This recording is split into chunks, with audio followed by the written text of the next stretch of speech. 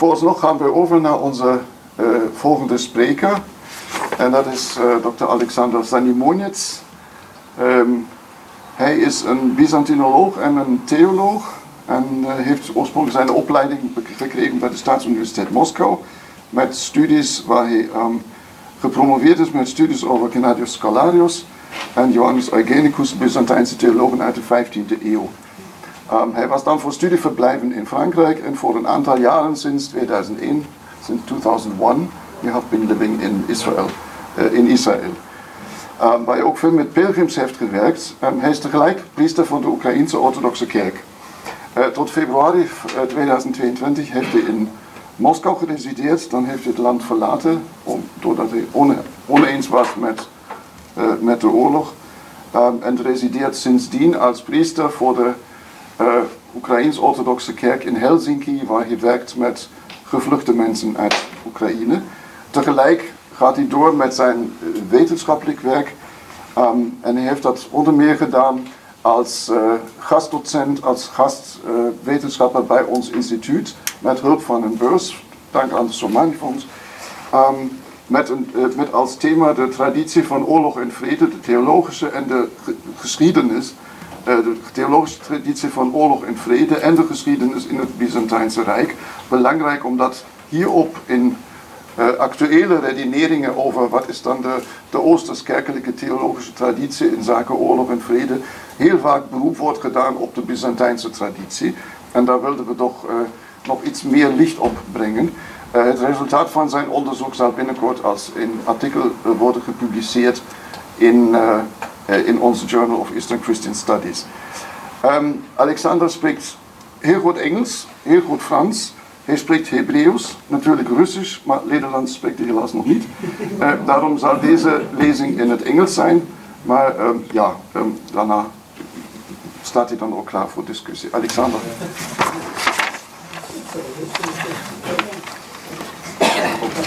This to show pictures if it works. Yeah. Just continue. Probably to another direction. Maybe you just give me a signal and then I think it's better for me to do it myself, but just to know that it is. It's not me. That's not you, no. No, I think it will be okay. You have to go back. Because they were. Yeah, they have been actually. Let me just then that can be done more systematically. Okay, we'll have to see. Okay, that looks familiar. Yeah, this one. Exactly. Okay, so nee, that's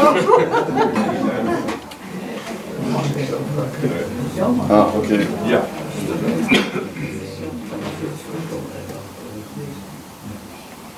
Just press This one.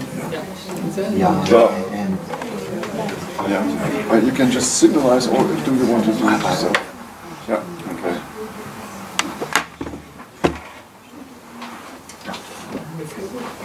Dear Alphonse, dear friends, thank you very much for your hospitality here in the Netherlands and in this conference.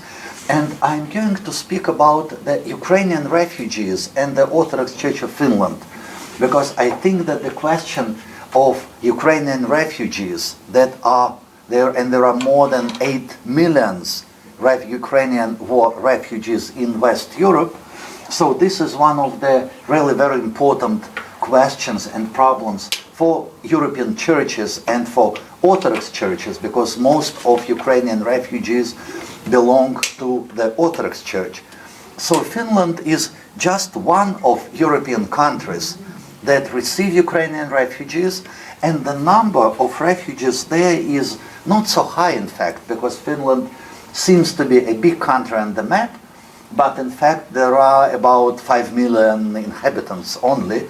So the number of refugees is about 40,000 Ukrainians. So it is less than in Estonia or Latvia, for example, that are smaller, but there are more Ukrainian people. What is specific about Finland? So it is just a typical image of Finland, of course not in winter, because most of the year there is snow, but in summer that is not as hot as it is now in Netherlands. So thank you for having a good summer. The Orthodox Church of Finland is, so Finland probably is the only country in Northern and Western Europe that have never been a part of the communist bloc, and at the same time it has its local Orthodox Church that was not a church of immigrants, as it is mostly in Western countries. The Orthodox communities were built probably more than 100 years ago, but by Russian immigrants, by Greek immigrants. So even if sometimes there are more local people than immigrants, at the same time we know that the roots of these communities were from the Russian Empire or other Eastern Europe states. In Finland, the situation is different because they have local Finnish Orthodox Church that used to be a part of the Russian Church when Finland itself was a part of the Russian Empire. But after the revolution, Finland became an independent state. In fact, it was independent state, semi-independent state, even before the revolution. The fact was that the Grand Duke of Finland was at the same time the Russian Emperor. So Finland have had its local constitution, local laws and so on, but it was an autonomous part of the Russian Empire. So probably the Church of Finland continues this tradition because now it is local Church of Finland, but it is autonomous under the ecumenical patriarchate already for exactly 100 years. So the language of service in the Orthodox Church of Finland, it is Finnish, but traditions are very close to Russian and Ukrainian, not only because of the Russian Empire, but because in the Middle Ages, Orthodox in Finland, they were part of Archbishopric of Novgorod. So they were connected to the Church of Medieval Rus. So when Ukrainians come today to Finland and when they enter the Orthodox Church, they see absolutely the same what they know well. So the same, it is the oldest church in Helsinki. That is absolutely built in St. Petersburg style. Who have been to St. Petersburg know that they are, or who have studied in St. Petersburg, know that there are a lot of small churches like this that were mostly destroyed under communism. But in Finland, everything is stayed intact. So the same type of architecture, the same type of singing, the same type of the icons, except the language. That is, I can say, terrible. Because when you sit in a conference in Dutch, you understand a half at least from German. But when you come to Finland, you understand nothing. And it is really amazing that you see the same picture that you know very well, but it is in quite different language. So this is probably, it makes life of Ukrainians easier, that in every Finnish city they can find a church, but it is not so easy because you don't have common language. Most Ukrainians don't speak English. Finns do, but Ukrainians not. So as a priest, my task in Finland is now or to serve in Slavonic speaking community, this one, because Ukrainians go to this place first of all in Helsinki, and to travel all over the country because there are many places where priests speak Finnish and there are Ukrainians who come and they don't understand. So I try to connect Ukrainian newcomers and Finnish Orthodox communities. What is specific about Ukrainian refugees? Sometimes, as you can see in this photo, they are families with children who were born already in Finland. But it is a very rare case because mostly the majority of Ukrainian immigration of our days, they are women and children. Because men, or they are in the army, or if they are not, they can't leave the state because they can be in the army. So there are women and children who escaped, sometimes old people, and very few men. But in Finland sometimes there are men. For what reason? This family is from very western part of Ukraine, and they have left just in the beginning of the war. But many people who come to Finland, why do they come to Finland? It's interesting why Ukrainians come to this or that countries. There must be some context. For example, why Ukrainians are coming to Baltic states? Because many of them were working there, and a lot of people speak Russian there. But in Finland, people don't speak Russian. A lot of Ukrainians who came to Finland, they are coming from the occupied territories by the Russian army. So when you are from Mariupol or from Kharkov region that used to be occupied by the Russian army, you can't come out to Ukrainian territory. You can enter Russia, and after you can move in Russia. And where can you go? There are no airplanes now between Russia and Western countries, but you can leave Russia through its borders by car or by bus. So people are coming to Baltic states or to Finland when they are coming from Russia. So this is a specific character of Ukrainians in Finland. So they are coming from occupied territories. So they are mostly really victims of the war, because many of them were sitting in Mariupol and in places that do not exist anymore, and they came to Finland by this way. It means that 80% of them, and it is very surprising for Finns, about 80% of Ukrainian refugees are Russian speaking. Because it seems to be logic that Ukrainians speak Ukrainian and Russians speak Russian.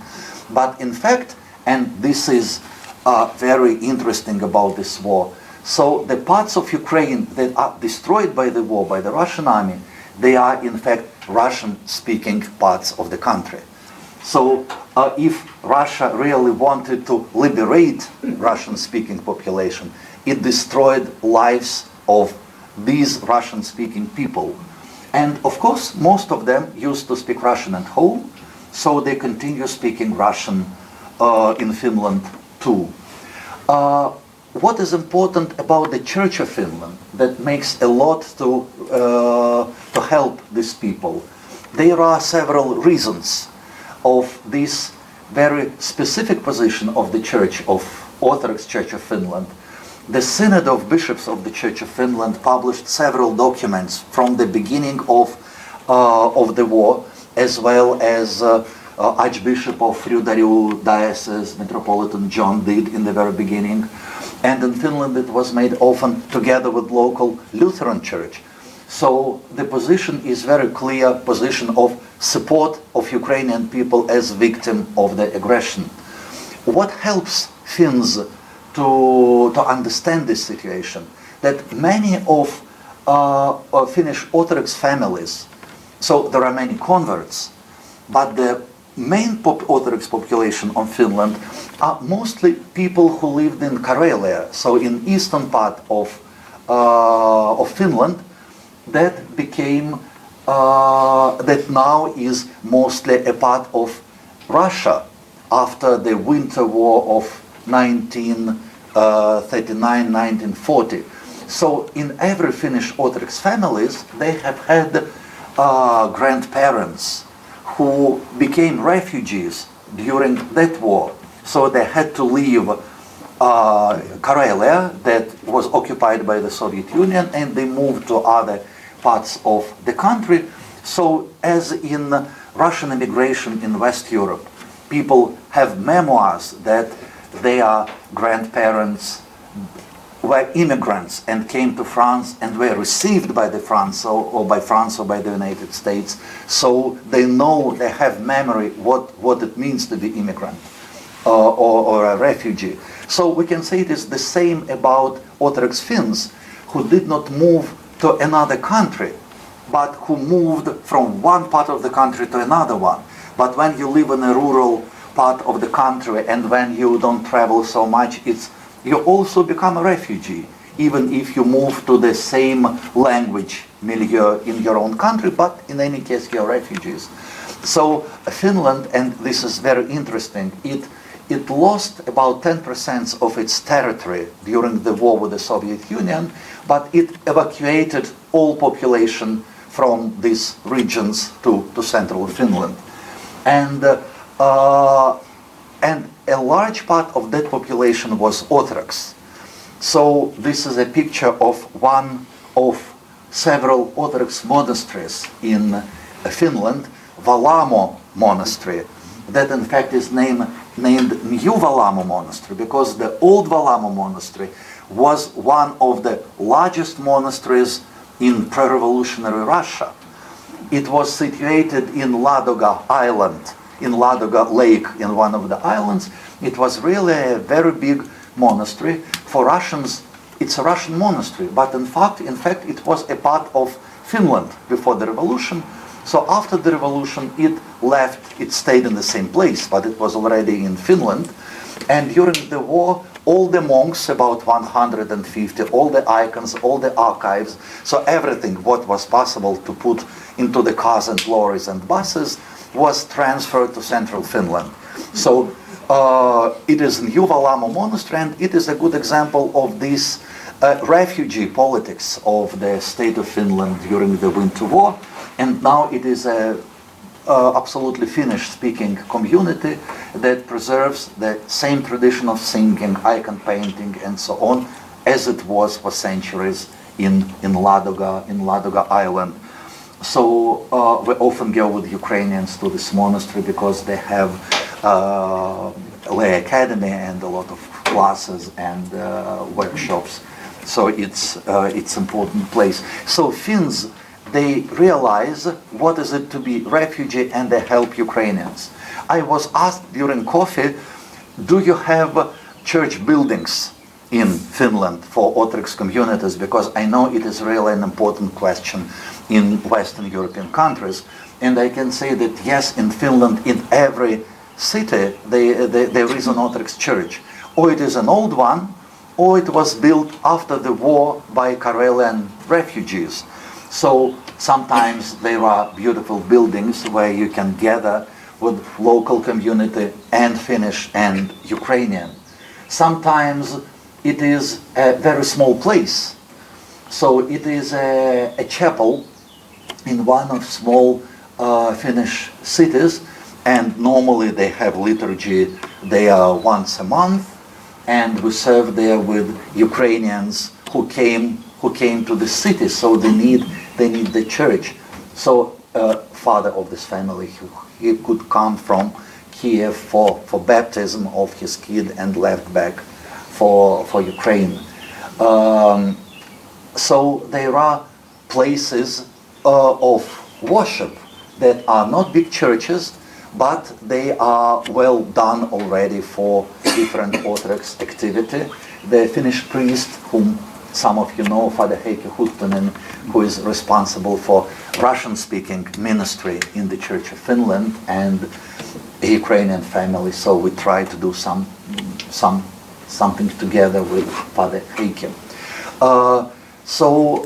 In some cities, church has a humanitarian function also, because when the refugees started to come to Finland just in the very beginning of the war, as you know, Northern European and Finnish bureaucracy is rather slow. It is effective, but it is slow because it's cold and they're not used to do something new because they live in a calm country. So sometimes Ukrainian people came and it was not prepared. So it was some first centers of working with refugees and helping them were in local Orthodox parishes. In fact, we should say that in contemporary Western countries, it is not the church who has its social work first of all, because the state does a lot what before was made by the church. But in fact, there are a lot of aspects when people come first to the church. So local communities and Orthodox communities need to help. So it is one of the summer camps in near Helsinki. It was an important experience for me because it was a summer camp for families, families with kids, and I also was invited there because there was a number of Ukrainian people there, and I gave different lectures, and I was once asked by a local Finnish priest to talk about the problem of evil. So when we teach at the universities, we are used to talk about problem of evil according to Dostoevsky or according to church fathers. So I was used to it, more or less. But after I realized that one of the boys, 10 years boys who was present in this Ukrainian group, he and his mother, they are coming from Bucha. So they escaped, but their father was killed by Russian soldiers in Bucha. So you should talk about the problem of evil, but not with quotations of church fathers or philosophers, because there are kids who know this in their experience of young children. So it makes our church life and practice, church practice, quite different from our academic experience, probably. So this is the city of Mariupol, what is left from the city of Mariupol, Bakhmut, if I'm not mistaken. So what is also very important about the work of the Orthodox Church of Finland with Ukrainian refugees, of course, it's a very good level of ecumenical contacts with local Christians, with Lutheran Church. Because what is very surprising about Finland, you don't have Roman Catholics there. We're so used that in every place there are Roman Catholics. That's natural. But in Finland, Reformation was so successful that everybody except Orthodox became Lutherans. So, and they're really very nice, and sometimes you think that they continue to be Catholics in some way because there are icons, for example. In Calvinist churches, you will not find icons. But in Lutheran churches in Finland, yes, because they were before. So it's very interesting. And for this year of living in Finland, I never took part in any theological discussion between Lutherans and Orthodox. But there is a very good level of practical ecumenism in villages, in small cities, and very often I was invited to some places, small places, where there are Ukrainian refugees, and I was invited by local Lutheran parish because they make an evening with Ukrainians, and they know that I'm a priest working with Ukrainians, so they invited me. So it's really a very good level of practical ecumenism and practical communication between different Christian denominations without discussing any... there is a level of theological discussion, and it is interesting, but it's really not about practical contents. At the same time, what is also important, I was once or several times, I was in Lapland, so it is really cold. When you live in Helsinki, it is the most southern part of Finland. But when you go several hundreds kilometers northwards, you reach Lapland, that takes really half of the country. And I was there in a very beautiful Orthodox cathedral, and I was told that yes, you can meet with Ukrainian people, continue talking and so on, till 2 o'clock only, because we have Eritreans who are coming to our cathedral at 2 o'clock. In Lapland? Yeah, in Lapland. And as I saw in Jerusalem, very beautiful ladies in their white clothes and with their drums. So what I know from the shores of Jordan River in Israel, I saw this in Lapland. And I know that for Ukrainians it is cold in Helsinki, not only in Lapland. But for Eritreans and Ethiopians, it must be really a very eschatological experience of living there. But the view of white dresses and white snow, it's something new for Eritrean tradition. And so the Orthodox Church that is helped by Lutherans very often, it also continues its ecumenism with other communities as Eritreans who are not formally in communion with the Orthodox Church of Finland. There are people who just became members of local parishes, but there are those who stay together and they just use play churches for services, as well as Catholics. Sometimes there are local small Catholic communities that also gather in Orthodox churches. And of course, this aspect is very strange for Ukrainians, because in Ukraine the level of conflicts, practical conflicts between communities is very high, not only between Orthodox and Roman Catholics and Orthodox and Protestants, even between 2 Orthodox or 3 Orthodox denominations that are present in Ukraine. And once I was serving in a small city, and there were people who were waiting for confession. And one lady asked me before the confession, Ukrainian lady, she told me, I have a question and I don't know what will you say me. I know from my Ukrainian Orthodox community that if you go to any non-Orthodox meeting with Protestants or Catholics, you should make penitence.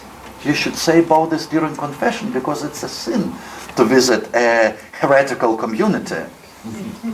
What do you think about this? And I told, I don't know what was practicing in your church, but she told me that the problem is for me that with you, Father Alexander, we get acquainted in that Lutheran meeting. So should I confess this if we met with you in this meeting? It was a kind of new theological reality. Probably it's not a sin, or at least the priest is also a sinner who also take part in ecumenical practice. So I think that for many Ukrainians who many of them, they become practicing in this new situation after they became refugees, as it was with Russian immigration after the revolution. So many people became practicing after they suffered.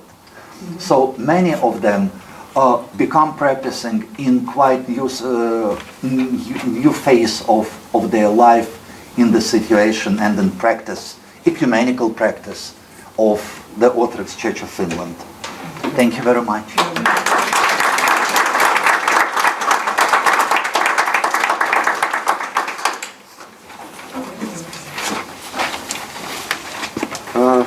Ik ga even goed door in het Engels, dat onze spreker het ook verstaat.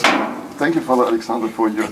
That was, I think, world orthodoxy in a nutshell. En dat was wereldorthodoxie onder de loep of met een focus. En het is inderdaad zo, dat zeg ik daarbij, Finland is natuurlijk ook een seculiere staat, maar er zijn 2 officieel erkende nationale kerken. De ene is Lutheraans protestantisme en de andere is de orthodoxe kerk. Dus het is geen minderheden of diaspora-kerk, maar het is echt, er bestaat een orthodoxe kerk van Finland. En die is een nationaal erkende grote geloofsgemeenschap, geen minderheid. Trouwens, die 2 Walaam-kloosters bestaan inmiddels allebei weer.